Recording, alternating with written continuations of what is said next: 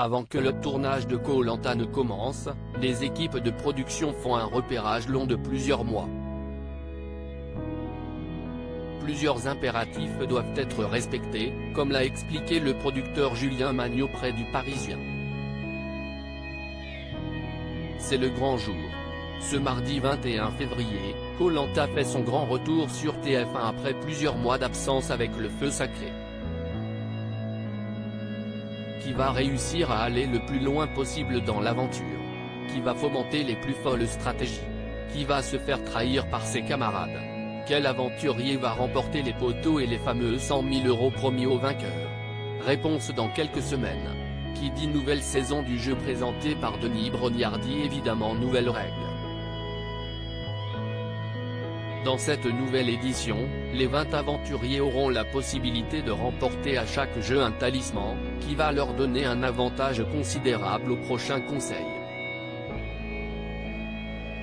Autant dire que les cartes risquent rapidement d'être redistribuées dans l'île de Luçon aux Philippines. Histoire de faire saliver les téléspectateurs, le mari d'Hortense a dévoilé un aperçu de l'un des campements aux internautes quelques jours avant le grand retour du programme. Au menu, eau verte émeraude, jungle luxuriante et falaises qui tombent dans l'eau. Des paysages auxquels les téléspectateurs sont habitués depuis des années, mais qui répondent à un sérieux cahier des charges comme expliqué par Julien Magnaud, producteur du programme, auprès du Parisien.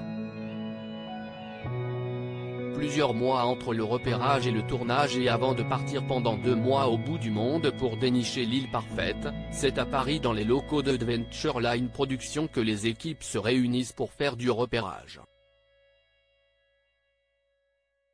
Leurs outils, des atlas, des planisphères et l'application Google Earth, détaillent nos confrères.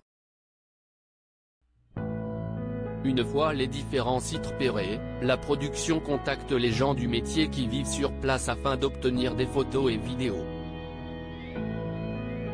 Le choix s'affine, grâce à la venue sur place pendant une grosse semaine d'un premier représentant d'Alpes. Il doit évaluer définitivement la compatibilité du site avec la longue liste de courses de l'émission.